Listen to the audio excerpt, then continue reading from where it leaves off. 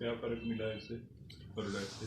बिल्कुल नहीं, आई am feeling very light और मेरी काफ़ी सारी जो है या ब्लैकेट्स थे वो रिमूव हो गए हैं और I am feeling very comfortable, like it's too cold और एवरीथिंग इज़ फाइन। बहुत काफ़ी फ़र्क पड़ा इसमें और मुझे लग रहा है कि पहले से काफ़ी जो है ना चीज़ें बेटर हो गई, मेरी स्किन बहुत क्लीन हो गई है और यहाँ पे मेरे कुछ डार्क सर्कल वो रिमूव हो गए हैं और मुझे आपकी जो प्रोडक्ट्स हैं वो बहुत अच्छी लगी। Thank you so much.